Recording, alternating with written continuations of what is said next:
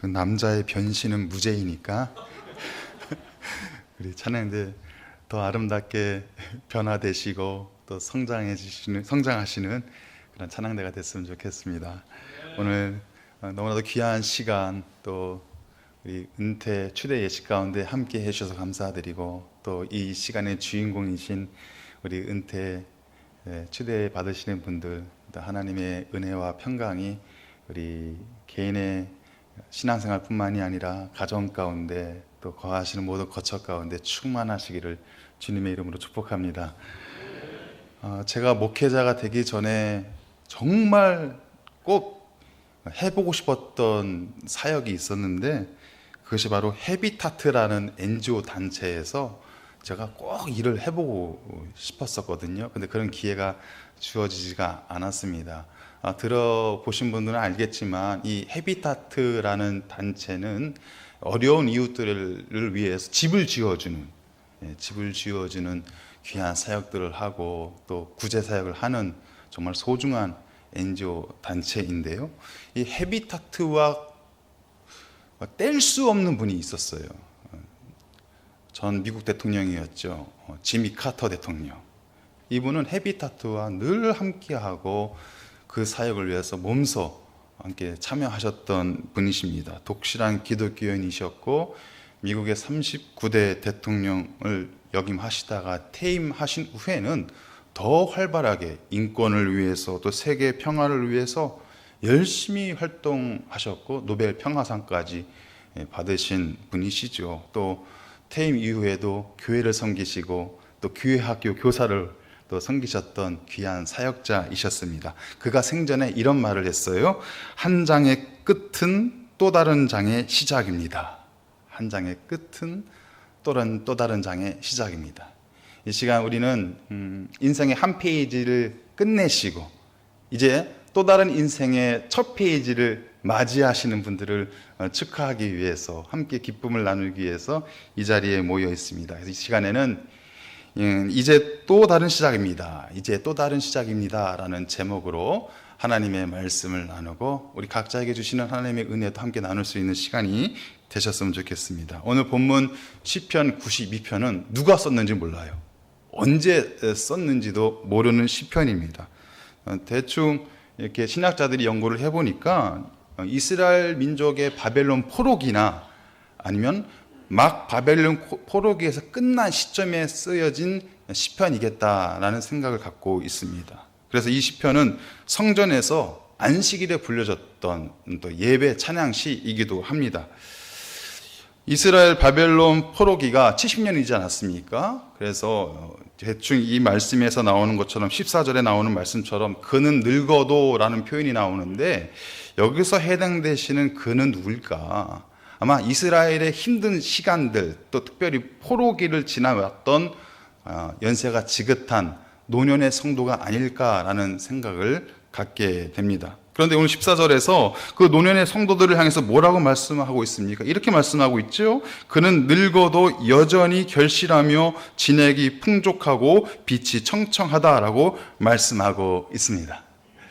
제가 이 자리에 이제 앉아 계시는 우리 은퇴 추대자들을 한번 소개해보고 싶습니다. 이분들은요, 전쟁 세대예요. 전쟁 세대. 6.25가 막 끝날 무렵 이분들이 태어나셨죠. 이런 이야기가 있더라고요. 이분들이 안 태어났으면 전쟁이 안 끝났다.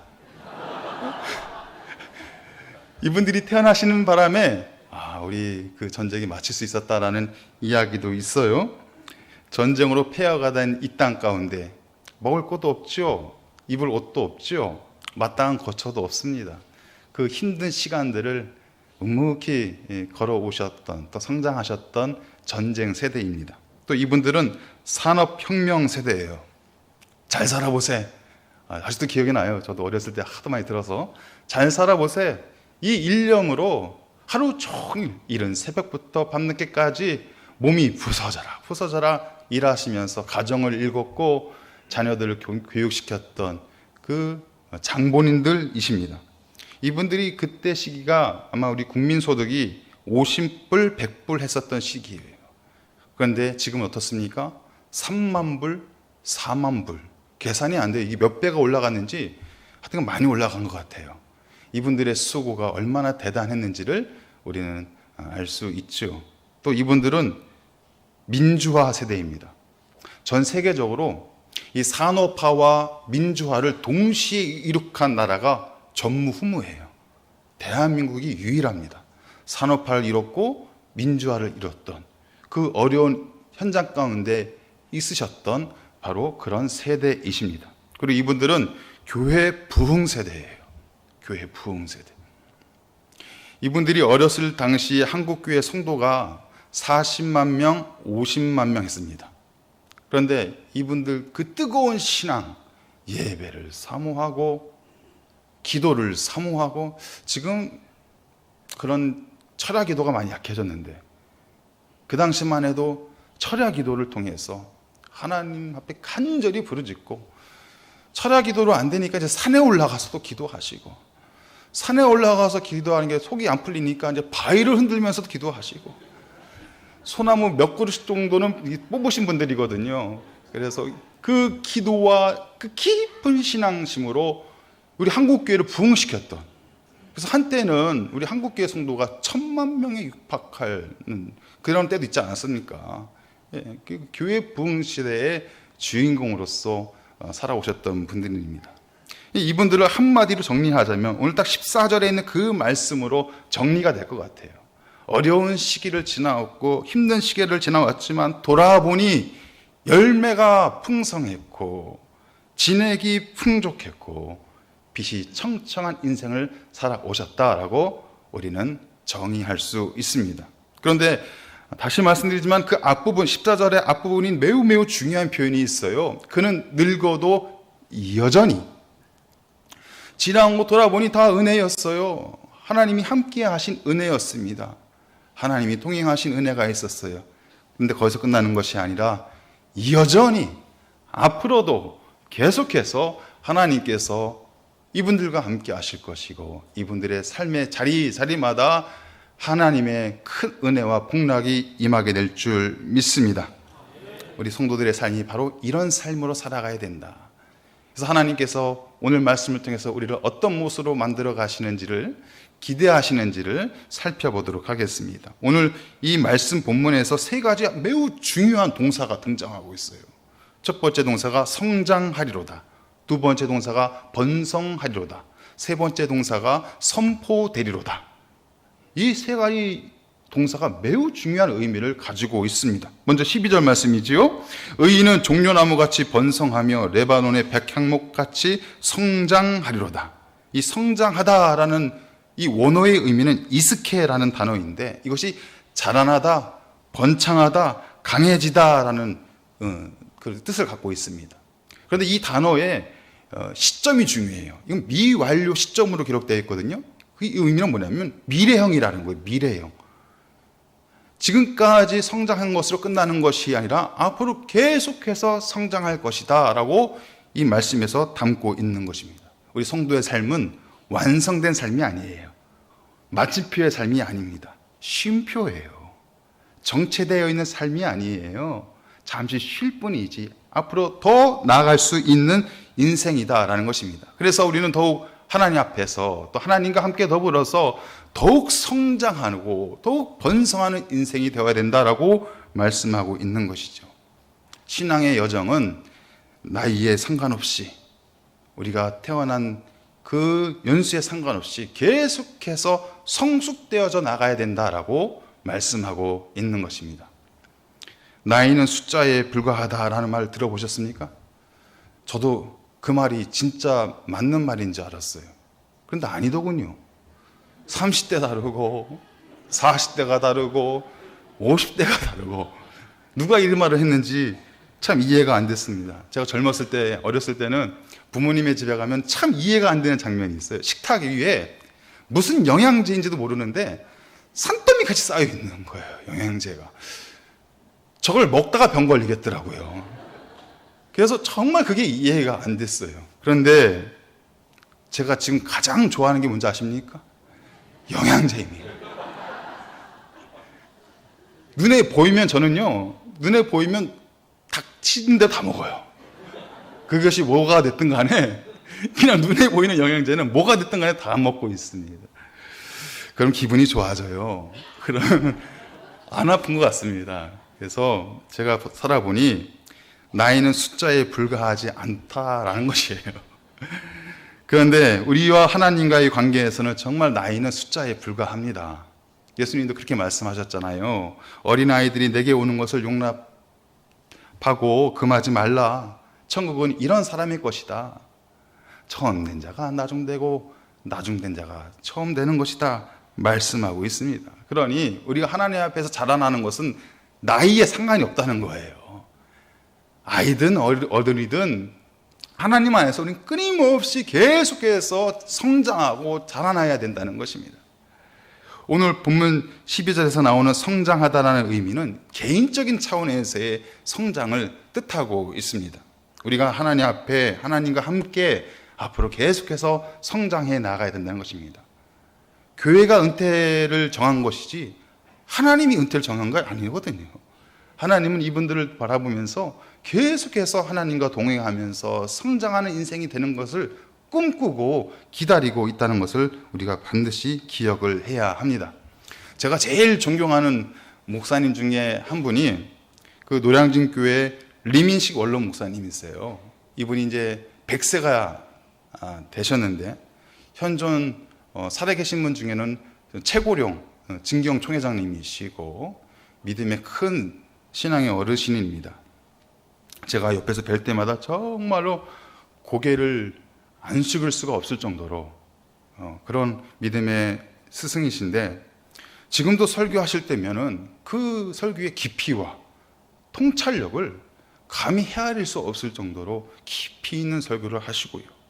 또 누구보다도 하나님을 사랑하시고 교회를 여전히 사랑하시는 마음을 갖고 계시고 또 누구보다도 말씀을 힘있게 선포하시는 설교자로 살고 계시고 그리고 또 누구보다도 나라와 민족을 위해서 간절히 밤새워 기도하시는 영적 스승이십니다.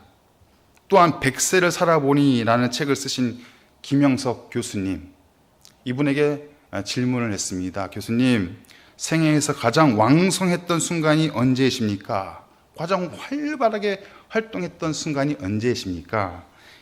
그러자 이렇게 대답을 하세요. 내 생애에 가장 활기차고 왕성했던 순간은 77세였습니다. 이분은 멈춰 있는 것이 아닌 거예요. 끊임없이 성장하시고 그 깊이와 넓이가 더해지는 아주 아름다운 인생을 살고 있다라는 것입니다. 그러므로 여러분, 여러분의 생애에서 가장 왕성했던 순간은 아직 오지 않았어요. 더 열심히 하나님이 주시는 은혜를 바라보며 달려가야 될 분들이신 것입니다. 이제 끝이 아니라 또 다른 시작이에요.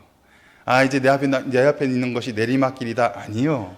또 다른 오르막길이 우리 은퇴 추대받으시는 분들 가운데 놓여 있다는 것을 기억하시길 바랍니다.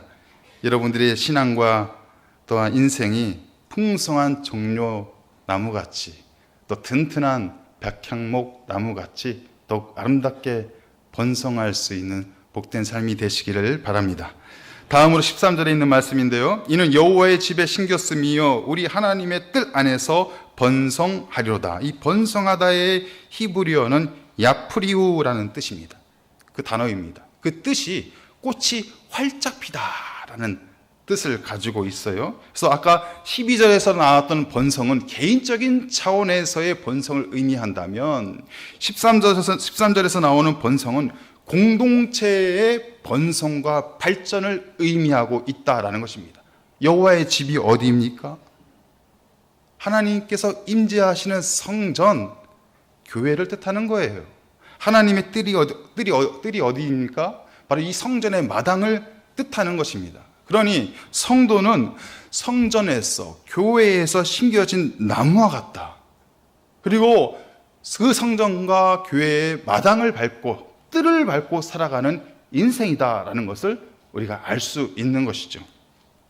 제가 이제 교회에 처음 이제 부임하고 나서 우리 은퇴 원로 장로님들과 만남의 시간들이 있었어요. 근데 이 어르신들이 얼마나 정성스럽게 그 시간을 준비하셨는지 제가 들어가자마자 감동의 물결이 확 오는 거예요.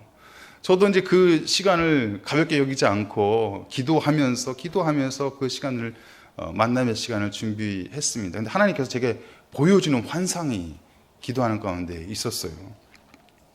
동네 중앙교회라는 커다란 나무에 이 튼튼한 장년 세대의 기둥이 딱 보이는 거예요. 딱 버티고 있는 거예요.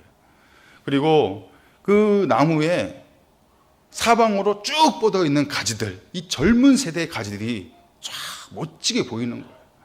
그리고 그 가지마다 열매가 맺혀 있는데 가득가득 채워져 있는 열매, 청년 세대의 열매가 다 보이는 거예요. 그리고 꽃이 아름답게 활짝 펴 있는데 어떤 꽃일까요? 우리 자녀 세대의 그 미소, 그 아름다운 미소가 꽃처럼 활짝 펼쳐져 있는 거예요. 그러면서 하나님께서 물어보세요. 은퇴하고 추대받은 그 사람들의 모습이 어디 있는지 아니? 하나님, 제게는 안 보이는데요. 아니야, 잘 봐봐. 그 나무가 버틸 수 있도록 뿌리가 되어주는 바로 그분들이 너가 만나는 그 은퇴, 또 원로 장로님들이고 또 이 교회의 어르신들이야 라고 제게 말씀을 해주셨습니다. 여러분, 그 나무의 깊은 뿌리가 그 나무를 지켜낸 거예요. 때로는 누군가가 그 기둥을 상처내고 아프게 하더라도 그 뿌리가 그 나무를 버텨낸 것입니다. 가지가 부러지고 열매가 떨어지고 그 꽃이 망가져도 그 나무의 뿌리는 그 나무를 버텨내고 지켜낼 수 있었던 것입니다. 우리 동네 중앙교회의 믿음의 뿌리는 바로 은퇴 이후에 삶을 살고 계시는 이 믿음의 선배님들, 그리고 믿음의 어르신들이 우리 동네 중앙교회의 뿌리가 되어서 버티고 있었던 것이지요. 사랑하는 성도 여러분, 우리의 여호와의 집 하나님의 뜰이 바로 동네 중앙교회임을 믿으시길 바랍니다. 우리는 그 동네 중앙교회를 하나님이 기뻐하시는 영적인 공동체로 만들어갈 동일한 비전과 사명을 가지고 있는 것이에요. 이 비전과 사명 안에서는 시무와 은퇴의 구분은 아무 의미가 없습니다. 부모 세대와 자녀 세대의 구분도 의미가 없어요. 목회자와 평신도의 구분도 의미가 없습니다. 이 하나님의 집, 하나님의 뜰을 밟고 있는 모든 구성원들이, 모든 세대가 이 동네 중앙교회를 위해서 각자의 역할을 감당하고 계시는 거예요.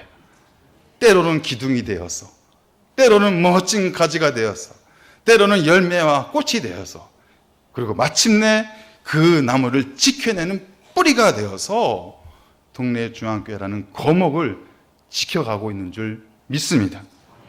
다음으로 15절 말씀입니다. 여호와의 정직하심과 나의 바위 되심과 그에게는 불의가 없음이 선포되리로다. 여기서 선포하다의 그 원어는 나가드입니다. 그 뜻이 앞에 드러나다, 나타나다라는 의미를 가지고 있어요. 아까 처음 나왔던 번성은 개인적인 차원에서의 번성, 두 번째 나왔던 번성은 공동체의 번성, 세 번째 차원에 나오는 이 의미는 세상을 향해서 선포하는 의미를 담고 있는 것이죠. 성도는 하나님의 성품을 드러내는 사람들입니다. 하나님의 성품을 나타내는 사람들입니다. 하나님의 성품을 드러내고 선포하는 사명을 붙잡고 살아가고 있는 사람들입니다. 그런데 하나님의 성품이 어느 때에 가장 아름답게 완전하게 드러날 수 있을까요? 바로 노년의 시기예요. 이 노년의 때에 보여지는 이 표정이 하나님의 표정이 될 수가 있는 거예요. 이 노년의 때에 드러내는 나의 말이 하나님의 사랑의 말이 될 수가 있는 거예요. 이 노년의 때 보여지는 그 성품 하나하나가 주님의 마음을 나누고 전하고 선포하는 모습이 될 수 있다라는 것입니다. 그래서 이 자리에 앉아 계신 소중한 분들을 통해서 오늘 말씀하시는 것처럼 하나님의 정직하심과 하나님의 바위 되심과 하나님의 온전하심이 세상 만방에 보여질 것이다, 선포될 것이다 라고 말씀하고 있는 것입니다. 아까는 지금까지 성장하리로다, 번성하리로다 라는 것은 직접적인 표현으로 하고 있어요. 근데 선포되리로다 라고 말씀하고 있어요. 그건 간접적인 표현입니다. 그러니까 성장하는 것과 번성하는 것은 우리가 열심히 참여하고 열심히 신앙생활을 감당할 수 있으면 때가 되면 하나님께서 종려나무가 되게 하시고 백향목나무가 되게 하신다는 거예요. 우리가 열심히 교회를 떠나지 않고 교회를 지키고 교회의 성전을 밟고 교회의 뜰을 밟으며 살아갈 때 하나님은 이 교회 공동체를 아름답게 만들어가는 공동체로 우리를 통해서 만들어 가신다는 거예요. 그런데 중요한 것은 선포되리로다예요. 이건 내가 할 수 있는 게 아니에요. 내 안에 하나님의 성품이 담겨져야 돼요. 다시 말씀드려서 내 안에 성령의 충만함이 있어야 됩니다. 성령의 기름 부으심이 있어야 돼요. 성령이 내 안에 충만히 임할 때 나는 주의 사랑과 주의 복음을 선포할 수 있는 그러한 모습으로 살아갈 수 있다라는 것을 말씀하고 있습니다. 그러므로 은퇴했으니 이제 나는 사역의 자리에서 내려왔으니 나는 이제 다 끝났다, 이것이 아닙니다. 사역의 시간에 집중했던 시간이 이제는 성령을 만나는 시간들로, 성령을 체험하는 시간들로, 내 영혼 가운데, 내 심령 가운데 성령을 충만히 담아내는 시간들로 더욱 채워나가야 한다는 것입니다. 예배의 자리, 찬양의 자리, 기도의 자리를 통해서 성령의 기름 부으심이 내 영 가운데 충만히 드러나서 내가 주의 사랑과 복음을 선포하는, 나를 통해서 선포되는 그런 역할을 감당할 수 있는 것이 우리의 모습이 되어야 하겠습니다. 성령을 받으셔야 됩니다. 네, 이제 많은 축하를 받으실 거예요. 많은 격려도 받으실 겁니다. 많은 박수도 받으실 거예요. 그런데 제일 중요한 것은 성령을 받으셔야 돼요. 하나님 이 시간 충만히 임재하셔서 우리 한 분 한 분 이름을 기억하시며 이분들의 심령 가운데, 가정 가운데 성령으로 충만히 역사하는, 세상에서 가장 좋은 선물을 받아 누릴 수 있는 귀한 예식이 되시기를 바랍니다. 사랑하는 성도 여러분, 아까 우리 장로님께서 그리 기도를 해주셨어요. 저도 이제 말씀을 준비하면서 묵상할 때 그래, 맞아. 동네 중앙교회가 1954년도에 창립이 되었고 올해 71주년을 맞이했는데 오늘 은퇴하시는 분들이 1954년에 나오신 분들이고 동네 중앙교회랑 친구이시네 라는 생각이 들었습니다. 아마 그래서 교회를 더 사랑하셨을 것 같아요. 교회를 위해서 더 헌신하셨을 것 같아요. 더 충성하시고 내 몸같이 여기시고 아마 교회를 세워가는 데 있어서 누구보다도 앞장서서 달려오신 삶을 살아오셨을 것 같습니다. 이제 은퇴라는 또 다른 시작의 문이 열리게 되었어요. 오늘 주신 말씀처럼 개인적으로 더욱 믿음이 성장하는 시간이 되시기를 바랍니다. 또한 이 교회 공동체, 아름다운 동네 중앙교회 거목이 우뚝 설 수 있도록 더 열심히 기도해 주시고 더 열심히 사랑해 주시고 축복해 주시는 그러한 모습이 되시기를 바랍니다. 또 이제는 복음을 선포하는, 주의 사랑을 나누고 공급할 수 있는, 그래서 하나님의 귀한 청지기의 삶을 살아갈 수 있는 복되고 아름다운 인생이 되시기를 주님의 이름으로 축원합니다. 하나님 아버지, 70여 년의 세월을 한결같이 주님과 함께 달려오게 하심을 감사합니다. 이제 인생의 한 페이지를 마감하고 또 다른 인생의 시작을 맞이하시는 모든 은퇴 또한 추대받으시는 분들 가운데 오늘의 말씀이 능력의 말씀이 되게 하시고 생명의 말씀이 되게 하여 주시옵소서. 여전히 결실하여 진액이 풍족하고 빛이 청청한 삶이 되게 하여 주시옵시고 또 종려나무 백향목같이 강건한 믿음의 사람들로 세워져 가게 하여 주시옵시고 또 여호와의 집 교회와 성전을 더욱 든든히 세워가는 사람들이 되게 하여 주시옵시고 날마다 성령 충만하여 하나님의 성품을 만천하에 드러내고 나타낼 수 있는 복된 삶이 되게 하여 주시옵소서. 지금까지 지내온 것 주님의 은혜였습니다. 그리고 앞으로 살아갈 모든 시간도 주님의 은혜입니다. 주님, 우리와 함께하여 주시옵소서. 예수 그리스도 이름으로 기도하옵나이다. 아멘.